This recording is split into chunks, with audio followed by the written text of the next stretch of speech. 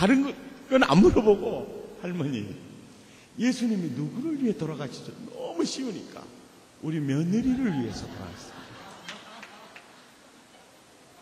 그러니까 이 목사님이 이제는 그러면 며느리가 세례 받아야 되겠네요. 내가 세례 받으러 왔어요. 할머니, 그렇게 대답하면 세례 줄 수 없어요. 그럼 어떻게 대답해야 돼요? 나 때문에 죽었다. 오메 그 말이었구만요. 그래갖고 세례 받았다가요.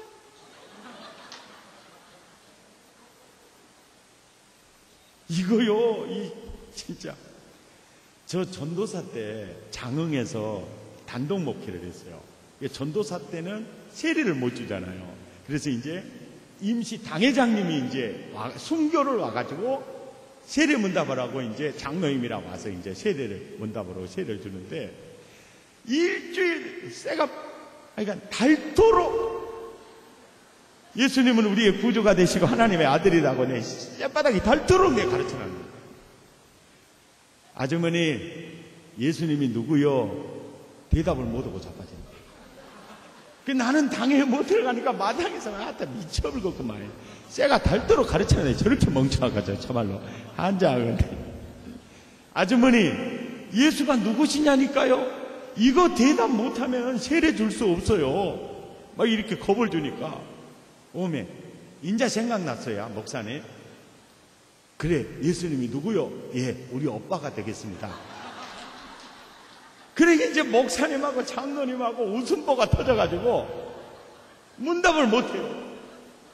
그래서 웃음을 추스려가지고 하는 말이, 아주머니, 어떻게 해서 예수님이 오빠가 되십니까? 하고 물었어요. 목사님, 생각해 보시오. 하나님은 우리 아버지시고, 예수님은 하나님 아들이시고, 나는 하나님 딸인께 오빠 되겠어, 동생 되겠어. 그래가지고 아주 오줌 싸버렸어요.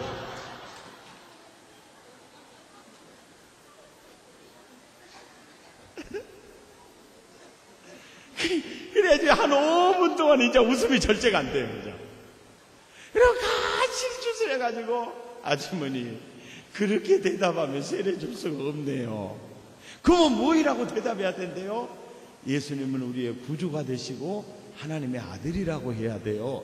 오메 이 대급박이 멍청해갖고 우리 전도사님이 그렇게 새가 닳도록 가르쳤는데 어찌 저러는가 모르겠다고. 예수님은 우리의 구주가 되시고 하나님의 아들이십니다. 그래갖고 세례 받았다가 나요. 이 자리에 앉아 계신 분들도 그런 식으로 세례 받은 사람 많아요. 예.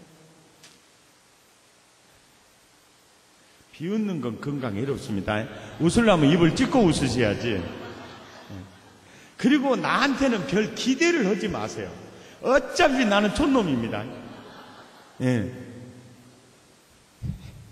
그리고 나 한 목사님 텔레비에서 보고 참 하나님 불공평하다.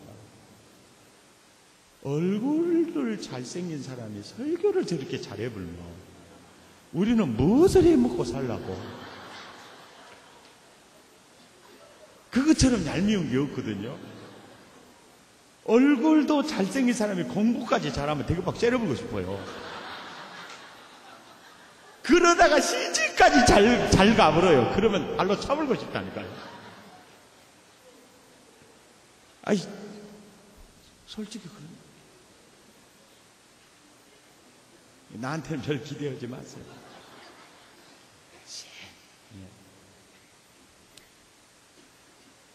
그러니까 이게 이 주여 주여라는 신앙 고백이요, 완전히 의미 없는 고백일 수가 많아요. 그래서 주여 주여 하는 자마다 다 천국에 들어간 게 아니다라고 딱 끊는 거예요. 그런데 한국교회는 신앙 고백에 완전히 믿음의 절차가 끝난 것으로 이해하고 있다니까요. 이게 지금 심각한 문제예요. 예수님의 가르침과 정반대 길을 가고 있다.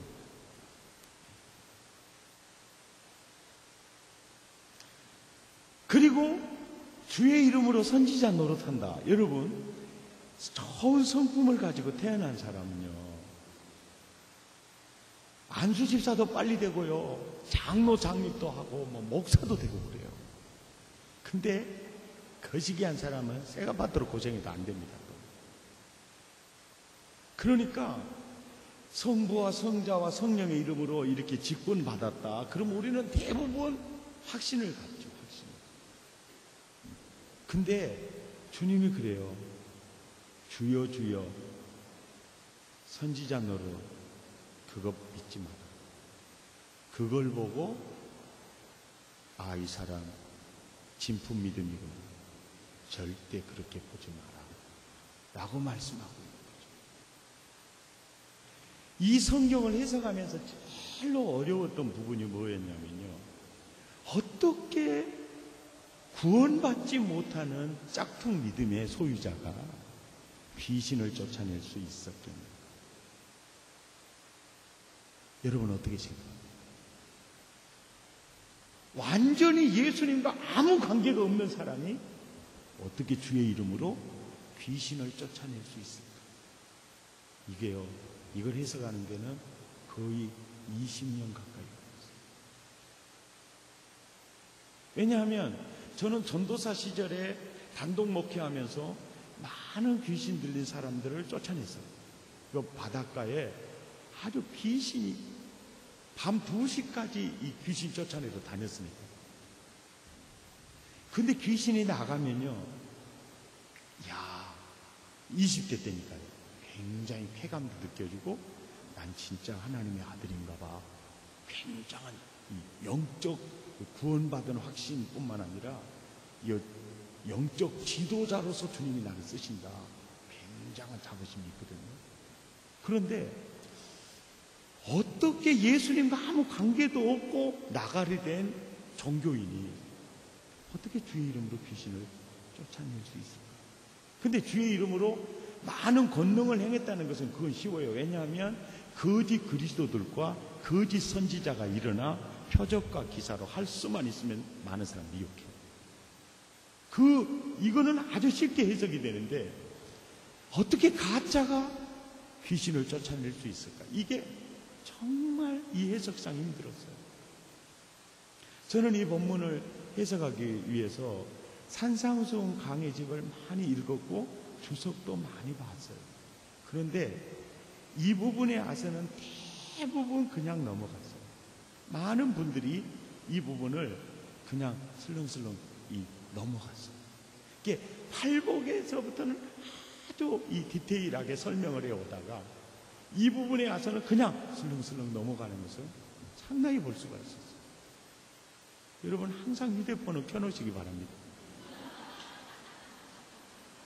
왜 이거 켜놓으셔야 되냐면은 약간 샷다가 내려오잖아요. 그러면 이 소리가 난다. 그러면요 영안이 밝아져 버려요. 자기 좋은 거 신경 안 쓰고 누가 휴대폰도 안 꺼놓고 막 이러고 막 아구 열받아. 그래가지고 잠이 확 깨요. 여러분 꼭 켜놓으시기를 바랍니다.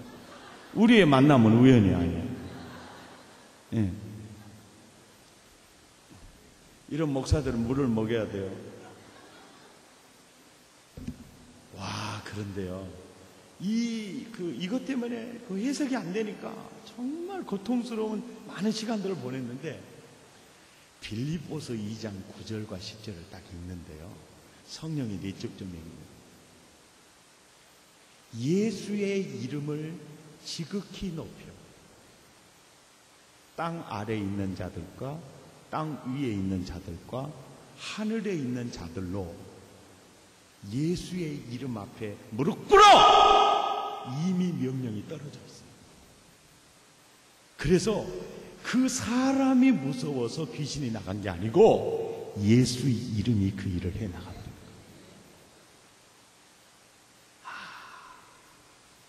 왜냐하면 이미 선포된 사안이에요.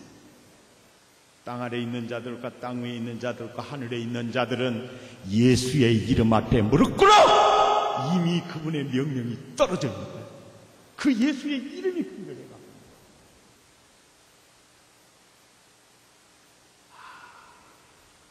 참 여러분 성경이요 얼마나 정교한지 몰라요.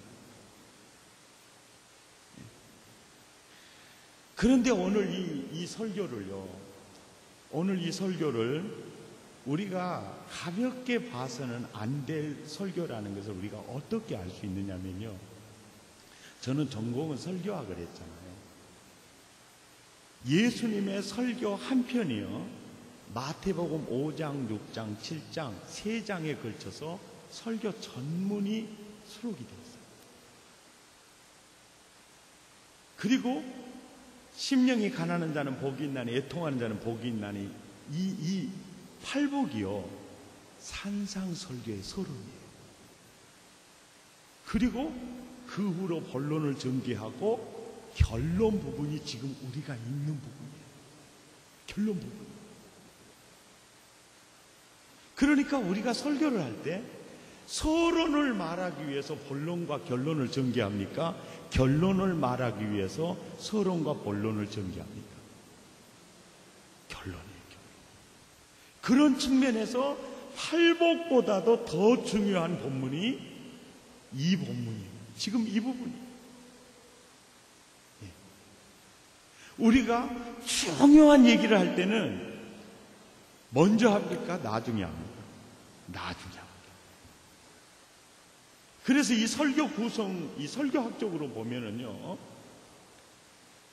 산상설교의 다 결론이 뭐냐면, 믿음의 집, 모래 위에 짓지 말고 반석 위에 제대로 지어라. 이것이 결론이에요. 믿음의 집, 제대로 지어라. 그 믿음의 집 제대로 지어야 한다는 말씀을 하기에 바로 앞서서 예를 들어주는 얘기예요. 그날에 많은 사람들이 내게 와서 그렇게 말할 거다. 주여 주여, 내가 주의 이름으로 선지자 노릇했잖아요. 내가 주의 이름으로 귀신도 쫓아냈잖아요. 내가 주의 이름으로 얼마나 많은 권능을 행했습니까? 그런데 저를 모르세요? 그렇게 말하는 사람이 많을 거다는 거예요. 예를 들어드립니다. 그때 내가 나는 너를 도무지 알지 못한다. 너와 난 관계가 없어. 이 불법을 행하는 자들아. 여기서 불법은 율법을 어겼다는 말일까요? 믿음의 법을 어겼다는 말일까요? 믿음의 법을 어겼다. 내게서 떠나가라 하리라. 최종 예를 들어줘. 그리고 24절에 접속사 그러므로가 중요해요. 그러므로 믿음의 집 제대로 지어라. 이때는 아멘 하셔야 돼요. 그러므로 믿음의 집 제대로 지어라. 믿음의 집 제대로 지어라.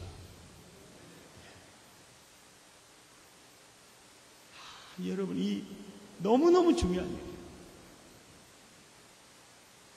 그래서 이 알곡과 쪽정이의 그 공통점은 신앙의 외적인 요소는 다 갖추고 있기 때문에 외적인 요소를 보고 진짜인지 가짜인지 절대 분간하지 마라. 그러면서 정말 저서본의 믿음이 진품인지 아니면 짝퉁인지 20절에 뭘 보고 하려는 거죠? 열매를 보고 하려는 거예요. 근데 그 열매가 21절입니다. 시작. 나더러 주여 주여 하는 자마다 다 천국에 들어갈 것이 아니요 다만 하늘에 계신 내 아버지의 뜻대로 행하는 자라야 들어가리라. 아멘. 그러니까 주여 주여 하는 자마다 다 천국 들어갈 것이 아니니까 주여 주여에 초점을 두지 마라. 내 아버지 뜻대로 행하는지 바로 그 열매를 보라. 그 열매를 보라. 아멘입니까? 자, 그 열매를. 그런데 여기서요, 내 아버지의 뜻을요, 율법으로나 성경 말씀으로 이해하게 되면 율법주의에 빠지게 돼요.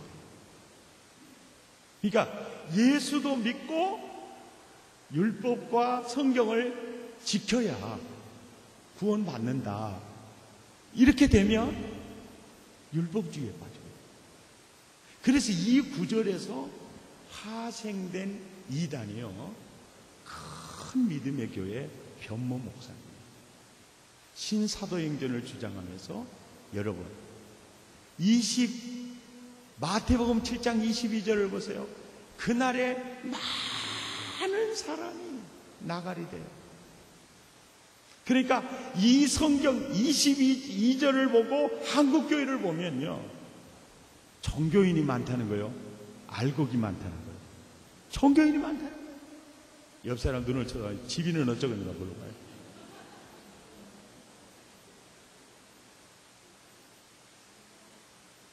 예수 제대로 믿으세요. 주여 주여 한다고 다 천국에 갈지 아세요? 아버지 뜻대로 행해야 가요. 그러면서 은근히 예수도 믿고 말씀대로 살아야 된다, 이걸 강조를 하거든요. 근데 왜 이게 이단이냐? 예수도 믿고 말씀대로 해서 좋은 말인데, 예수님의 십자가 사건이 나를 구원하기에 충분하지 않다는 것이기 때문에 이단이 됩니다. 여러분, 율법과 성경을 지켜야 구원받는다. 그러면 천국에는요, 성부, 성자, 성령님 세 분만 살면 돼요. 비웃는 건 건강에 이렇습니까? 삼위로 계신 한 분 하나님만 살면 돼요. 오직, 한번 따라서 합시다. 오직 예수, 오직 십자가, 오직 믿음. 이게 바로 복음이에요. 그러니까 창세기부터 요한계시록까지 말씀하시는 복음의 핵심 내용이 뭐냐면 오직 예수뿐이야. 우리는 율법 붙들어도 안 돼. 오직 예수뿐이야. 오직 십자가, 오직 믿음으로. 아멘이죠. 그러니까 이 성경의 렌즈를 가지고 보면 하나님의 뜻이 율법이 아니에요. 이해가 되시죠? 그래서 도대체 주여 주여 하는 자마다 다 천국에 들어갈 것이 아니요 아버지의 뜻대로 행하는 자라에 들어간다는 이 말이 무슨 말일까요? 여러분 한번 대답 한번 해보세요. 주여 주여 하는 자마다 다 천국에 들어갈 것이 아니요 내 아버지 뜻대로 행하는 자라야 들어간다. 도대체 이 말이 어떤 개념일까요? 어떤 의미일까요? 무엇이 어쩐다고요? 들리게 말 좀 해봐. 들리게. 뭐요? 뭐라 그러셨어요? 아, 예수 잘 믿으라고. 아이고, 그 말 틀린 말은 아닙니다. 근데 어디 가서 물어본 게 그럽디다야. 그거 거시기여라 하고 그러더라고. 그래 나중에 물어본 게 뭐시기여라 하고 또 그러고. 그래 또 어느 교회 가니까 안 가르쳐 주지롱 그러고 또.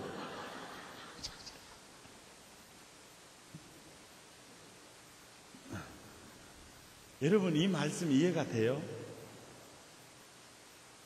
솔직히 안 되죠? 솔직히 안 되죠? 자 보세요. 우리 목사님도 참 책을 많이 쓰셨던데 저자 입장에서 성경을 보면은요 딱 이 감이 오는 거예요. 저자들은요 표현을 할 때 독자가 이해할 수 있을까를 항상 염두에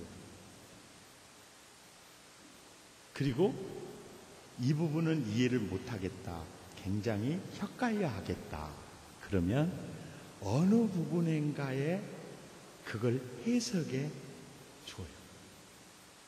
이게 이제 저자의 안목을 가지고 성경을 보면 예수님도요, 성령님도 이 말씀을 기록하실 때, 야, 영접하는 자, 그 이름을 믿는 자들에게 하나님의 자녀가 되는 권세를 주셨다 그랬고, 내 말을 듣고 또 나 보내신 이를 믿는 자는 영생을 얻었고 심판에 이르지 아니하나니 사망에서 생명으로 옮겼다고 했고, 마음으로 믿어 의에 이르고 입으로 신하여 구원에 이르느니라 그래서 오메 좋은 거 그랬는데, 여기서는 주여 주여 한다고 다 천국 간지 아냐? 내 아버지 뜻대로 행하는 자에 들어간다고 해보니까 뭐 또 이런 말씀이 있다냐? 겁나게 헷갈리잖아요. 그래서 교인들도요, 이 성경 제일 싫어하는 성경을 지금 제가 본문 잡고 설교하고 있다니까, 이 멍청이가. 이게 이해가 안 되죠? 사람들도 싫어해요. 이 본문 되게 싫어해요. 근데 진짜요, 이 진리가 너무너무 중요해요. 예.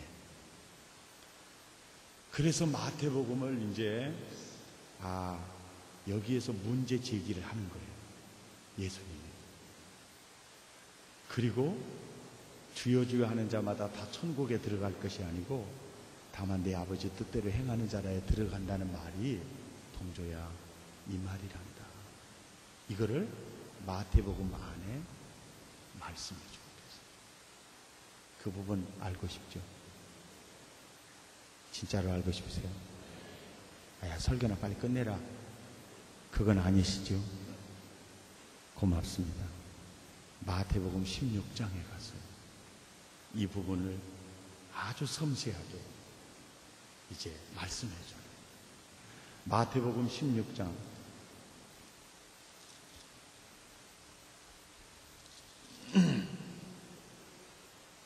마태복음 16장에서요, 사람들이 제일 좋아하는 본문이 13절에서 20절까지예요. 근데 실은요, 13절에서 20절까지는요, 분위기를 잡기 위한 들놀이 본문이에요. 핵심 본문은 21절부터 시작을 해요. 21절이 굉장히 중요한 발표예요. 21절 시작. 이때로부터 예수 그리스도께서 자기가 예루살렘에 올라가 장로들과 대제사장들과 서기관들에게 많은 고난을 받고 죽임을 당하고 제3일에 살아나야 할 것을 제자들에게 비로소 나타내세요. 그러니까 베드로는 배와 그물을 버려두고 그의 인생을 예수님에게 걸었잖아요. 다른 제자들도 마찬가지예요. 자기의 모든 직업을 버리고 예수님에게 인생을 걸고 3년을 예수님과 함께 살고 예수님을 따라 살았어요. 예루살렘에 올라가면서 예수님이 나 이제 예루살렘에 가면 죽는다, 이 얘기를 하는 거예요. 이 얘기를 하는 이 사람 입장에서 내 말을 듣는 사람들이 충격을 많이 받을 것이다라는 생각이 되겠어요, 안 되겠어요? 되죠. 그래서 분위기를 잡는 겁니다. 야, 세상 사람이 날 누구라고 하냐? 너희는 날 누구라고 하냐? 주는 그리스도시요 살아계신 하나님의 아들입니다. 바요나 시몬아, 네가 복이 있다. 이를 너에게 알게 하는 이는 혈육이 아니야. 하늘에 계신 너희 천부께서 알게 해주셨구나. 내가 이 반석 위에 교회 세울게. 그리고 내가 너에게 천국 열쇠 줄게.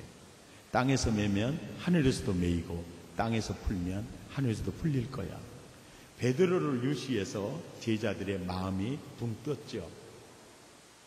분위기 조성이 된 겁니다. 이때로부터 비로소 예수께서 제자들에게 내가 예루살렘에 올라가면 고난받고 십자가에서 죽고라는 충격적인 뉴스가 들어와 버리니까 제3일에 살아나야 된다, 살아난다는 말은 머리박에 들어올까요, 안 들어올까요? 이것이 언어의 초두효과입니다. 충격적인 소리가 먼저 이 머리를 장악해 버리면 다음 소리가 안 돼요.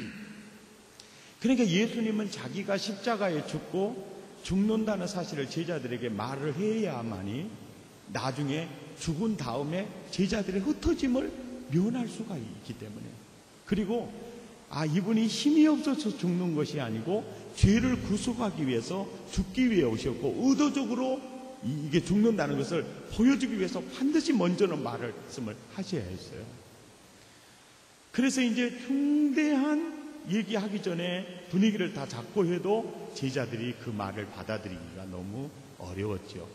그러니까 22절에 베드로가 어떤 반응을 보이냐면, 베드로가 예수를 붙들고 항변하여 이르되 뭐라 그러죠?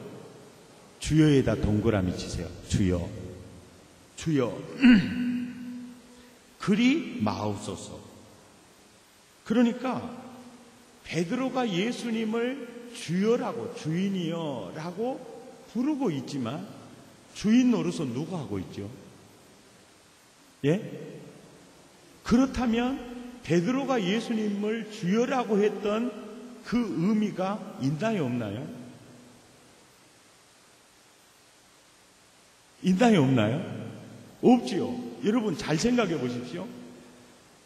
그래도 가만히 지금 내 인생을 움직이는 게 내 욕망인지 아니면 재물인지 사실적인 주인하고 내가 입술로 고백하는 주인하고 다르다면 주여 주여는 의미가 없어요.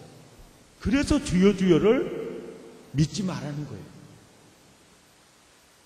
그러니까 입술의 고백보다 정말 중요한 것은 의지적 결단과 액션, 그 열매라는 거죠.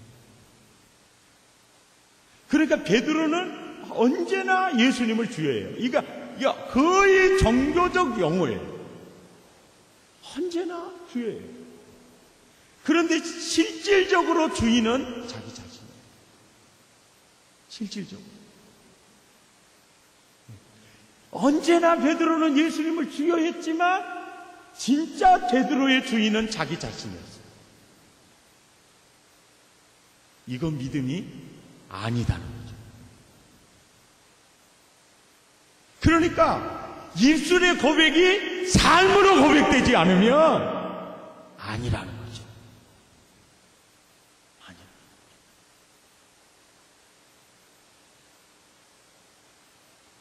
이해가 되십니까? 아니라는 거죠. 그래서 여러분 봐보세요. 아, 베드로 너 껍질이구나. 그러니까요 23절 봐보세요. 천국 열쇠고 나발이고 다 날아가 버렸어요. 뭐라 그래요? 다른 말로 말하면 뭐라고 표현할 수 있어요? 이 마귀야. 다른 말로 말하면 이 귀신아. 우리 고향 꽂으라면 이 개 같은 놈아. 이건 약과예요. 너는 나를 넘어지게 하는 자로다. 완전히 추락을 하는 거죠. 그렇게 책망해 놓고 24절에 아주 중요한 말이에요. 24절에 이에 예수께서 제자들에게 이르시되 줄을 그으십시오. 누구든지 나를 따라오려거든 자기를 부인하고 자기 십자가를 지고 나를 뭐 할 것이니라? 따를 것이니라. 여러분 여기서요 자기를 부인한다, 또 자기 십자가를 진다, 나를 따르라, 이 세 단어 중에요 목적같이 단어가 어떤 단어예요? 제가 잘못 물어봤나 보다. 자기를 부인하고 자기 십자가를 지고 나를 따르느니라, 이 말 중에서요 수단같이 언어가 어떤 단어입니까? 자기 부인을 하는 이유는 누구를 따르기 위해서? 예수 따르기 위해서. 자기 십자가를 지는 이유는 누구 따르기 위해서? 예수 따르기 위해서요. 그래서 여기서 자기 십자가를 진다는 게 뭐냐면 예수님이 너희들 나와 함께 십자가에 죽자, 그 얘기예요. 왜 그렇게 해석이 나오냐면 25절에 누구든지 제 목숨을 구원코자 하면 잃을 것이요 누구든지 나를 위하여 제 목숨을 잃으면 죽으면 산다. 아멘입니까? 그리고 20절 온 천하를 놓고 자기 목숨 잃으면 어떤 의미가 있겠니? 살기 위해서는 죽어야 한다. 아멘입니까? 이런 얘기예요. 그러니까 예수님 앞에 내가 부인되고, 예수님 앞에 내가 부인되고, 내가 십자가 복음 안에서 내가 죽는 이유는 누구를 따르기 위해서죠? 따르기 위해서입니다. 예.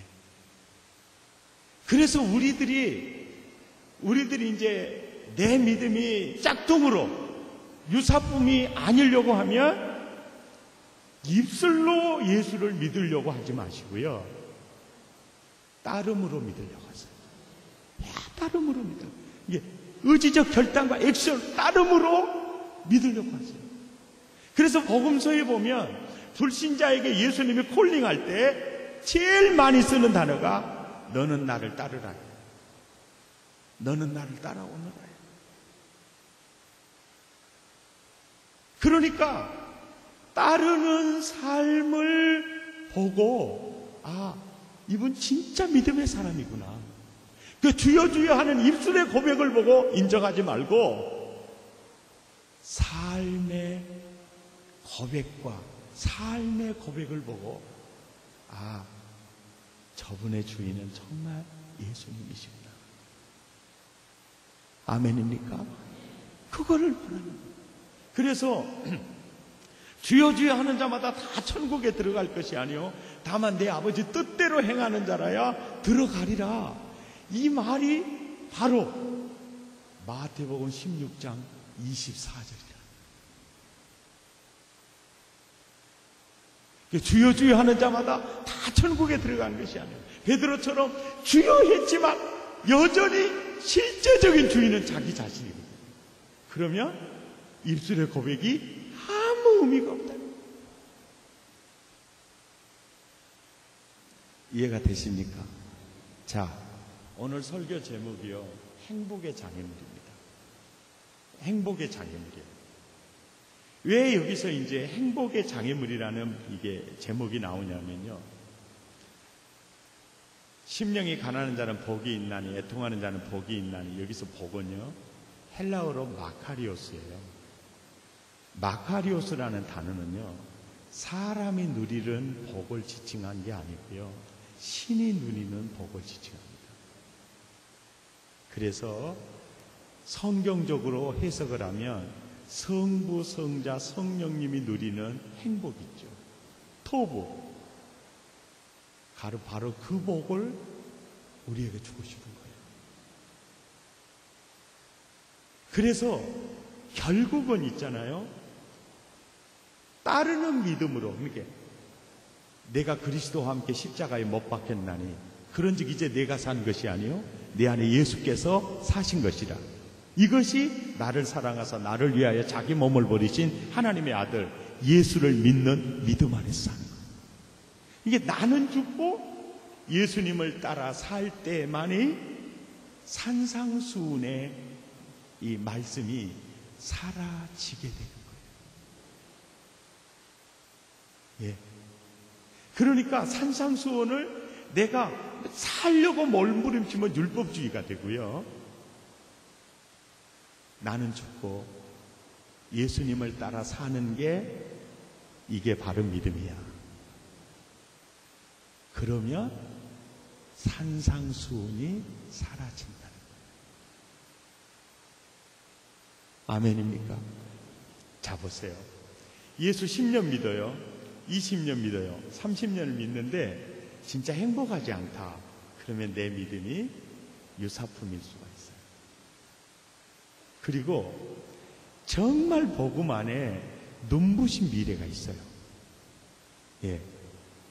근데 그게 자꾸 내가 느껴지지 못한다는 것은 내가 종교인일 가능성이 있거든요. 교회 안에 이런 사람들 있죠. 집사님은 좋겠다. 왜? 아버지 장로님, 어머니 권사님 그렇게 많이 기도로 심고 봉사와 헌신으로 심어서 그 유산 받아가지고 집사님은 하는 것마다 때깔나고 좋은데 나는 나대에 예수 믿어서 퍽퍽해 죽겠다. 이런 분들 주변에 계시죠. 아니 뭐 말 좀 해보라. 설교는 듣고 있습니까?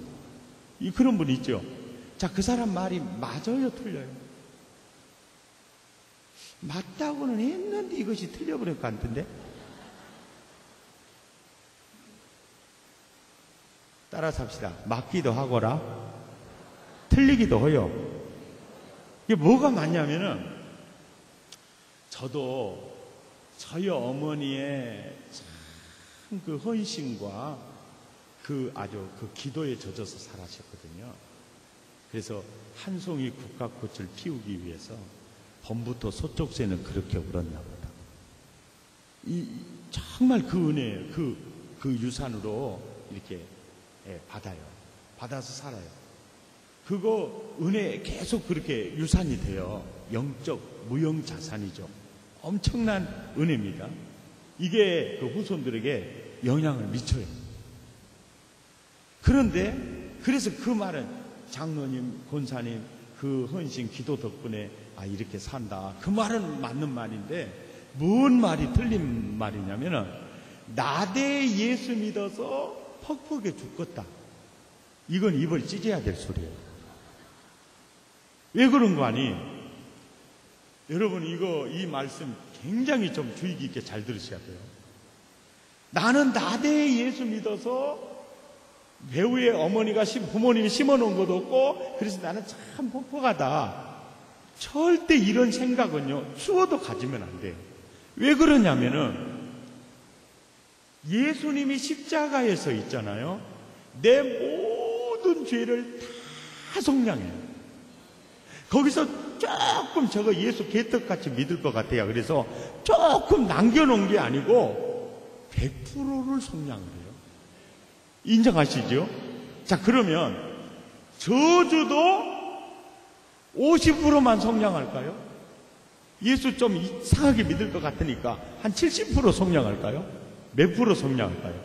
100%예요.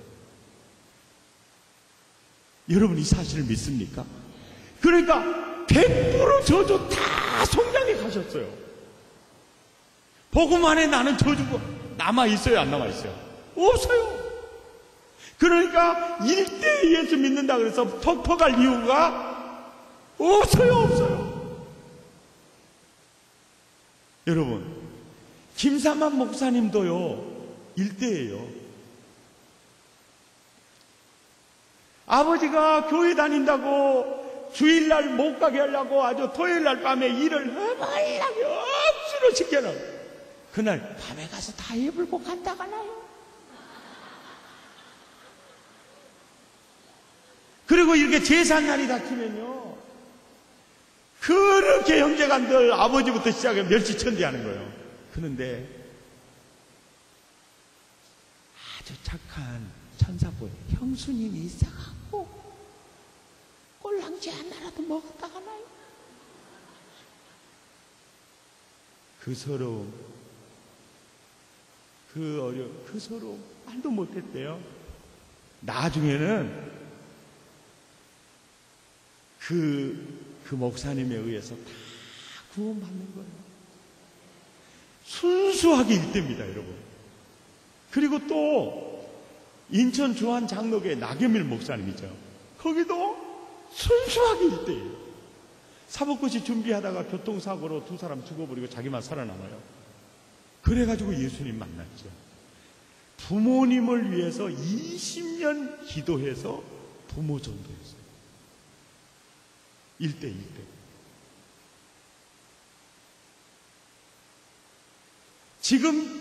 지금 여러분 성결교단의 그 총회장 조일래 목사님도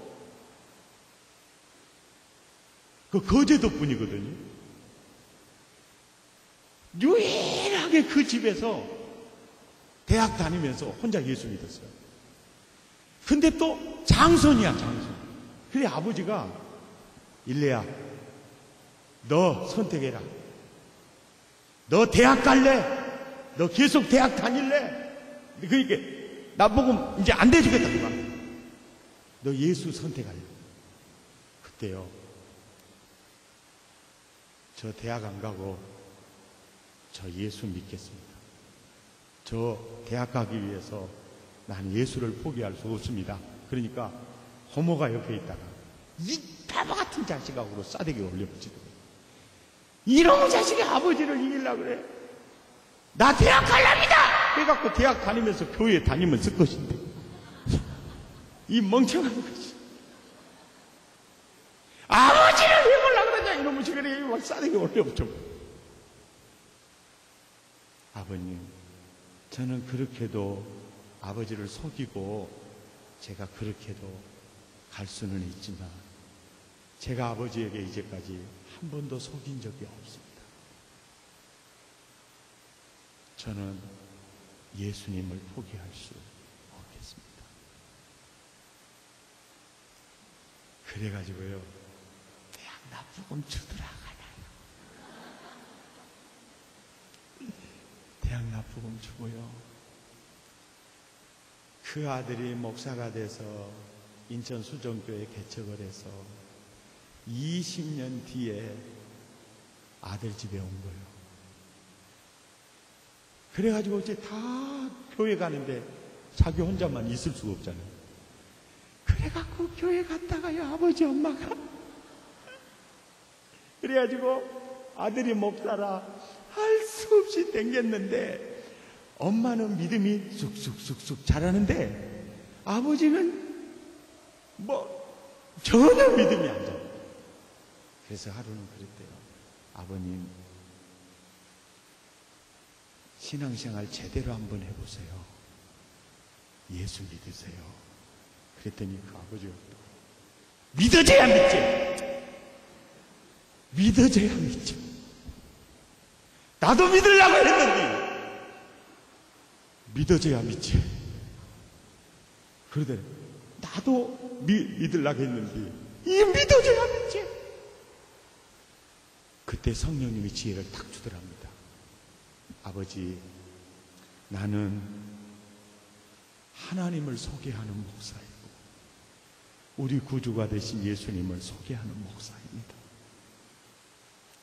아버지, 너 예수 택할래? 너 대학 택할래? 그때 내가 대학 택하고 대학 다니면서 나 교회 다닐 수도 있었습니다.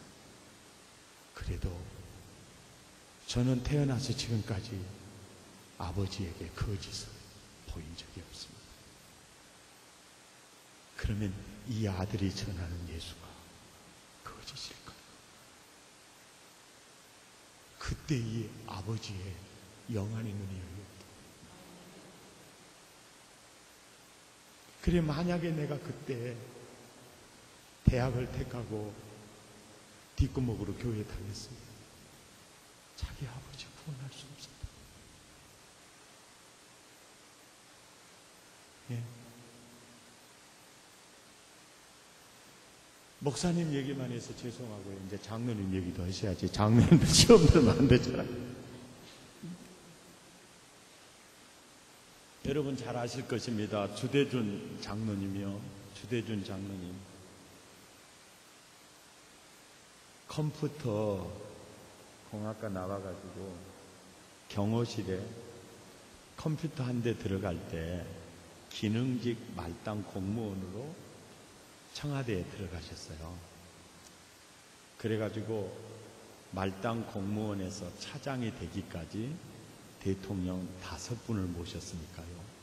그러니까 거의 경호실에서만 거의 25년에서 30년 계신 거죠.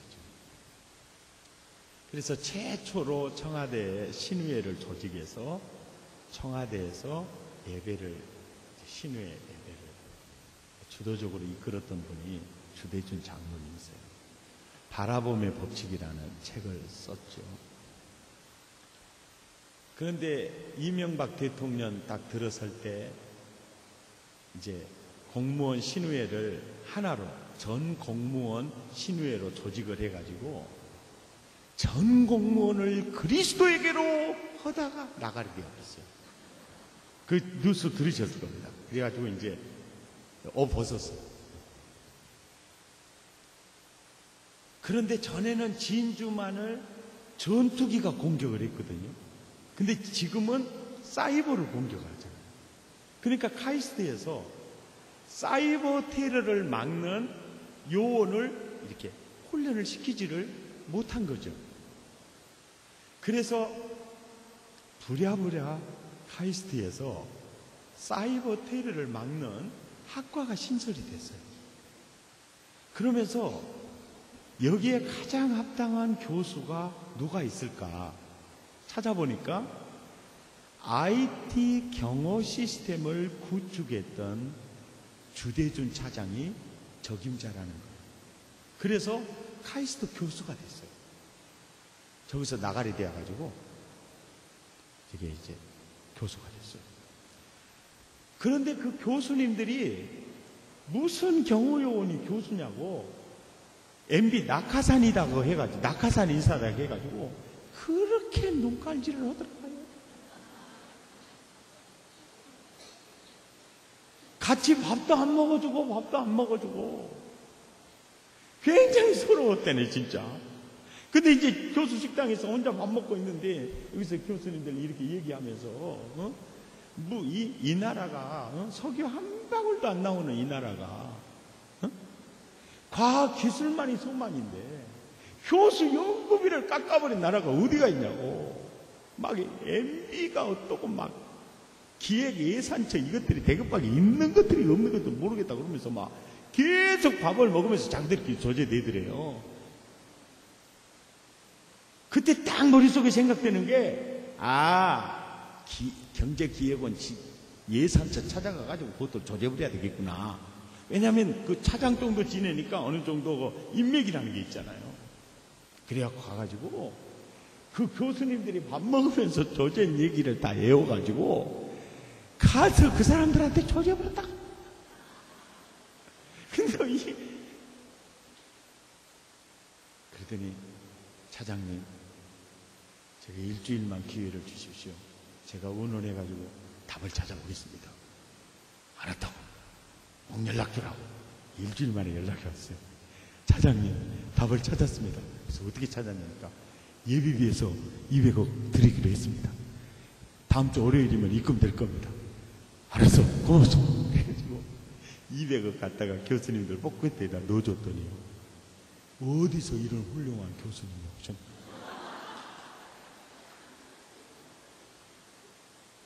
대외협력부총장으로 주대중 교수님을 추대해서 계속 먹잇감을 물어오도록 하실지다 해가지고 교수된 지 7개월 만에 부총장이 됐다는 거 아닙니까? 지금 부총장으로 있어요. 근데 그분이 2대도 아니고 1대라가나. 1대. 원래 경남 산천 사람인데 아버지하고 큰아버지하고 사업해갖고 쫄딱 망해버렸어요. 근데 그 큰아버지가 조금 영리했나 봐요.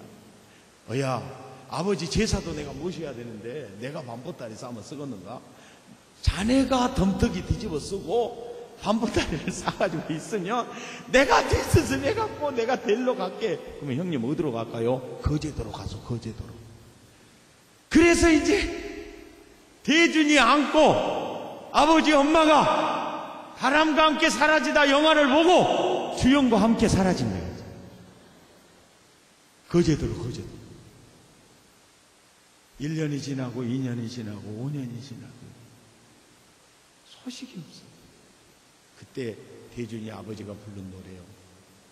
기다리게 해놓고 오지 않는 왼수. 그래서 아버지 엄마가 거제도에서 화병으로 죽어요. 그리고 고아입니다. 고아. 너무나 배가 고팠어요. 완전 거지 된 거죠. 거지. 완전히 거지 된 거죠. 너무너무 배가 고파. 어린 그 대준이 너무너무 배가 고팠어요. 이렇게 동네를 걸어가는데 주 예수를 믿으라. 이게 교회에 이제 이게 써져 있으니까 주 대준, 주 예수. 야, 우리 주씨 집안이구나. 그래도 이 집 들어가면 밥은 죽었다. 그래가지고 밥 얻어먹으러 주 예수 씨 집에 들어갔다가 주 예수 씨와 접선이 된 거예요.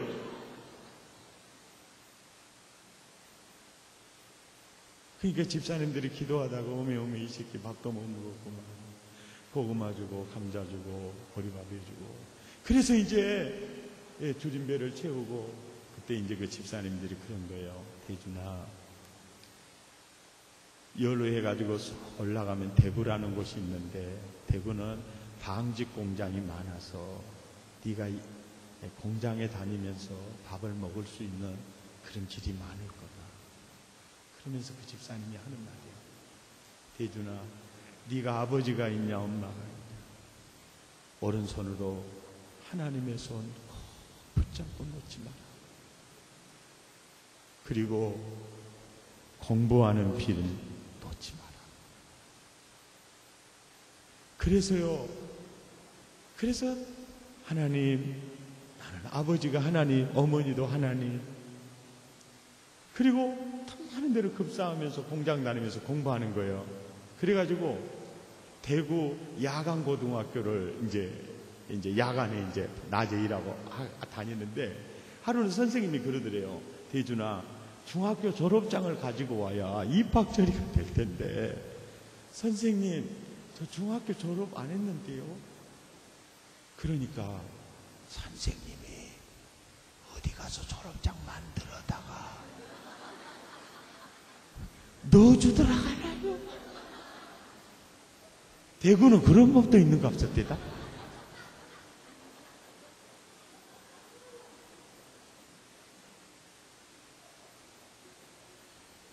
일대 아멘입니까? 그런데 여러분 꼭 기억하세요. 일대 굉장히 많아요. 일대.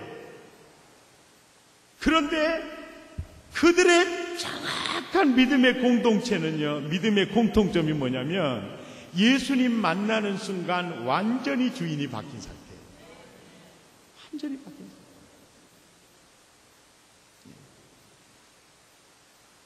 여러분,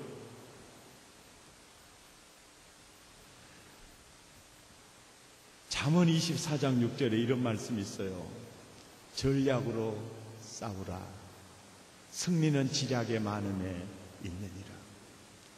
이스라엘 국정원 정보기관의 좌우명이 바로 잠언 24장 6절입니다. 그런데 제가 예수 50년 이상 믿었거든요. 사실 나는 굉장히 불우한 가정에서 태어났어요. 왜냐하면 우리 아버지하고 우리 어머니하고 나이 차이가 25살 차이가 나요. 왜 그렇게 많이 차이가 나느냐면 우리 아버지 본 부인이 아들 셋, 딸 둘, 오남매 나놓고 돌아가셨어요. 상처하신 우리 아버지가 재혼을 했는데 우리 어머니는 그것도 모르고 시집을 왔다가 나요. 총각인자. 그러게 내가 뭐 미쳤다고 이런 집구석에 시집 왔냐고 그랬더니 다시는 그 말 못 하도록 내 입주댕이를 막아본 말이 너 날라고 왔다 그러더라고. 그 시집 안 왔으면 여기 강산 모시기 힘들 뻔 봤어요.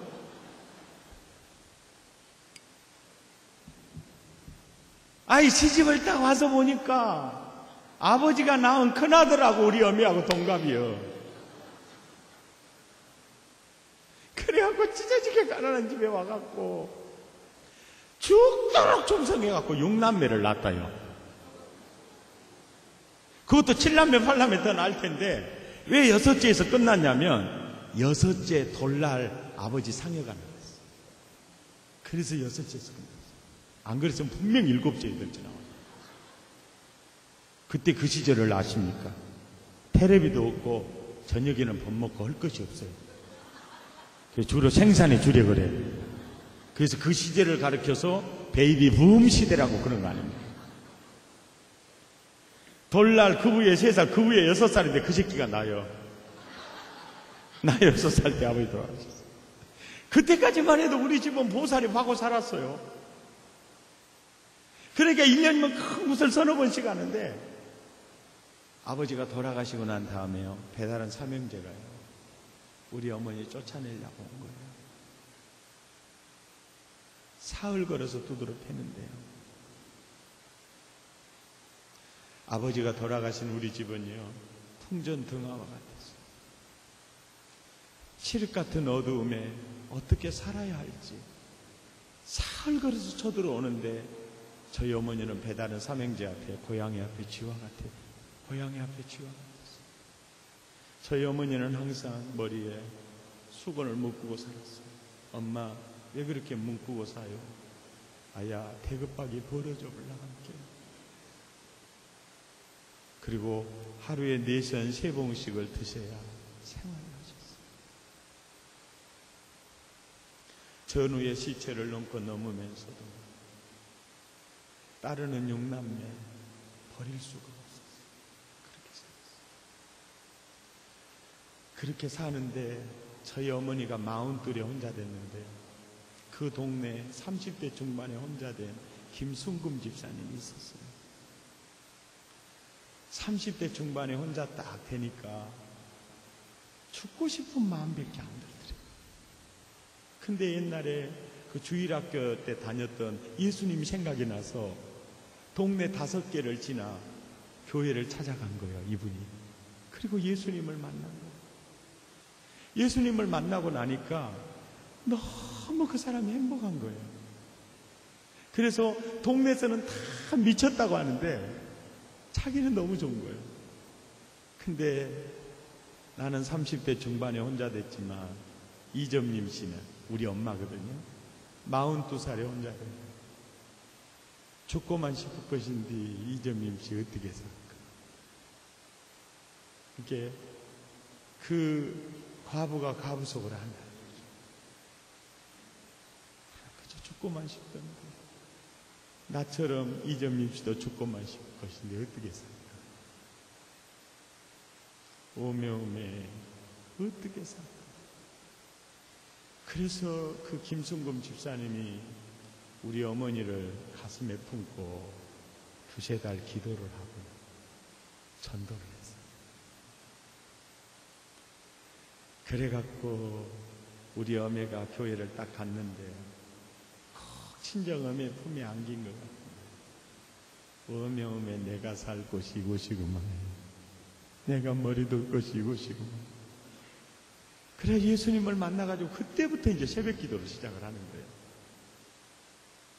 그러니까 얼마나 더 악랄하게 행패를 부리고 심지어는요 가을에 나락 밴을 눌러놓은 것까지 수요일날 예배 드리고 오니까 다 불질러 버리고요. 그리고 예수님을 딱 우리 어머니가 만나고 나니까 전능하신 주님이 나와 함께 하시느니라. 이제 고양이 앞에 쥐와 같은 우리 엄마가 고양이 앞에 호랭이로 변해 있는 거예요. 그래서 군목이 생겼는가 없습니다요. 전투력이 증강이 돼가지고. 그때가 아버지 돌아가시고 3년이 지났어요. 6살인 내가 9살. 그래서 초등학교 2학년.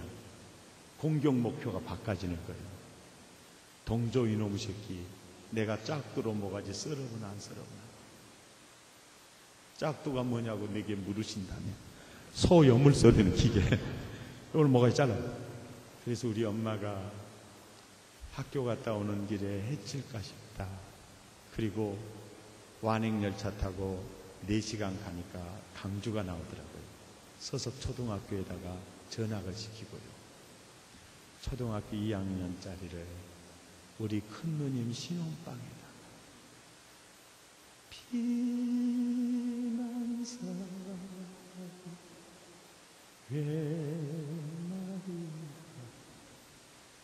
저녁에 잠자면 아침에 안 일어나면서. 근데 그 아픔도 우연이 아니었어요. 시어머니, 사돈, 또 신우, 씨아제 다 같이 집에서 사는데 그때부터요 저는 시험씨를 어떻게 다루는지를 알았어요. 그때부터 주님은 나를 목회 훈련시켰더라 할게요. 완전히 나는 초등학교 때부터 신학교 다닌 거예요. 시험씨를 어떻게 다루는 내 도시락은 보리밥, 반찬은 멸젓고 다른 애들은 쌀밥, 계란 후라이. 점심시간이 싫어요. 소풍 가면 내 가방에는 과자가 없으니까 항상 외톨이에요. 그리고 학교 끝나면 들어가기가 싫어요. 그래서 늦게 들어가면 어떻게 공장도 똑같고 재료도 똑같은데 그 악종이 우리 어머니 뱃속에서 나왔는고 반 죽여버려요. 그래가지고 전 초등학교 때 가출을 4번 합니다. 그리고 한 번은 구두 닦기 BBS 삐끼로 끼게 들어가서 공동체 생활을 하게 돼요. 죽는 줄 알았죠. 그런데 주님이 나를 찾아오세요. 득엄에는 너 하나 바라보고 전우의 시체를 놓고 넘으면서 있는데 너 여기서 못 오고 싶어졌나? 그러면 못 견뎌요. 내가 맞아 죽더라도 들어가리라. 그러고 다시 들어요.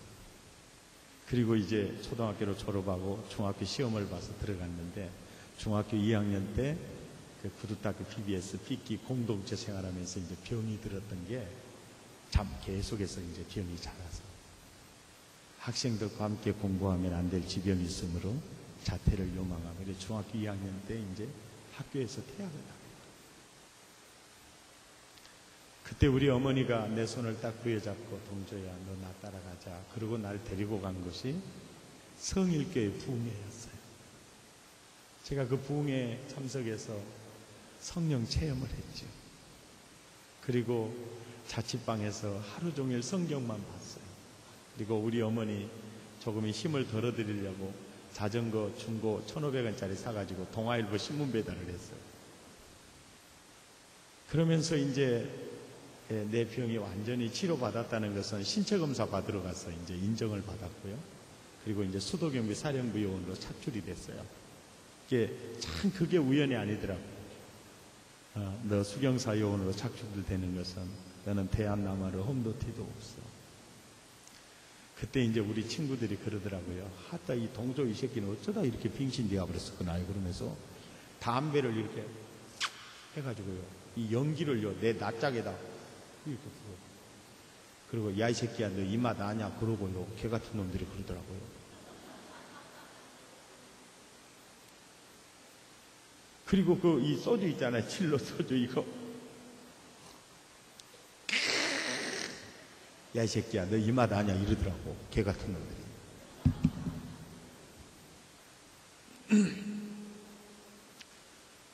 그때 있잖아요.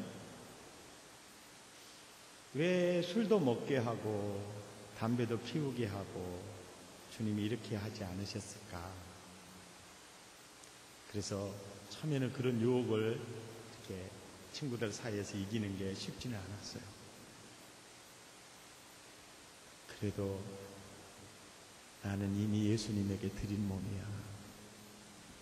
난 그렇게 살 수 없어. 제가 사실은요, 내가 주인 되신 예수님 앞에 내가 내 자신을 부인하고 나는 죽고 예수님을 따라 사는 지수가 사실은 흉내만 냈다라고 생각해요. 그래도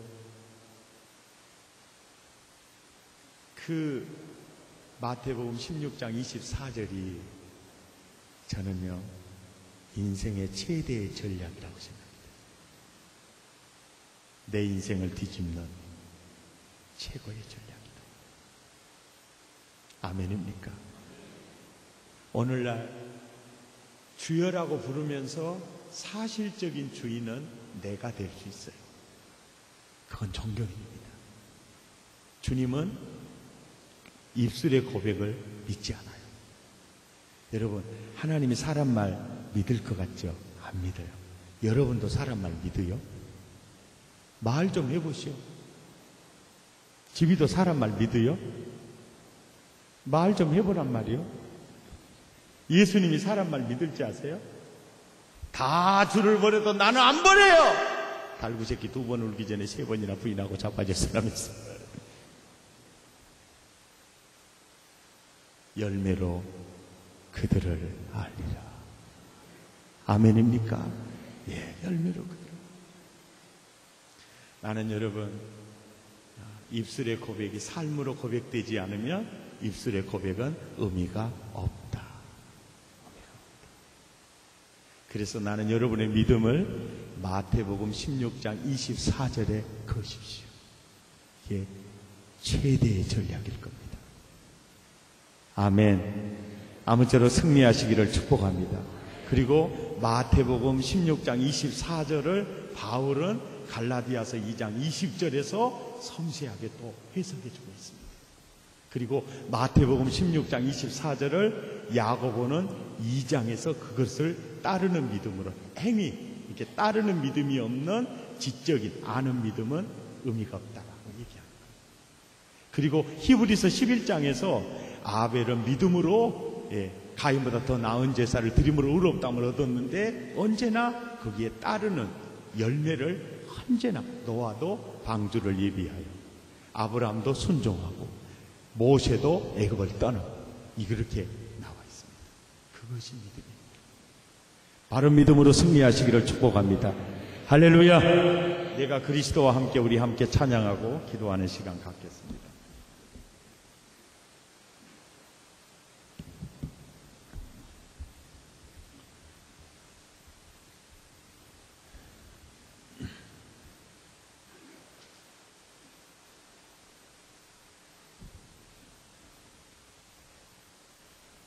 내가 그리스도와 함께 연주를 하겠다는 거야, 안 하겠다는 거야?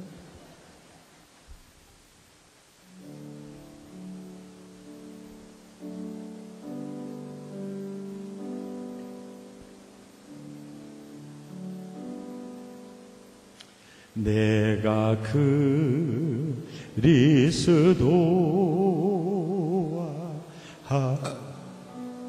함께 십자가에 못 박혔나니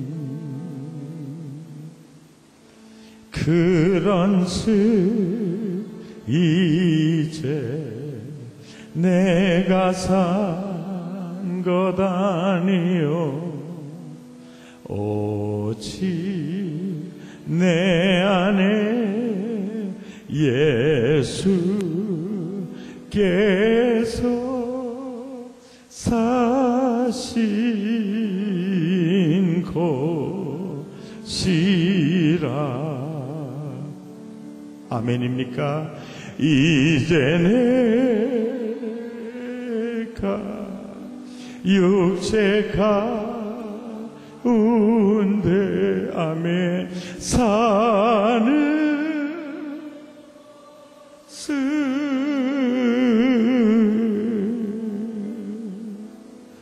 나를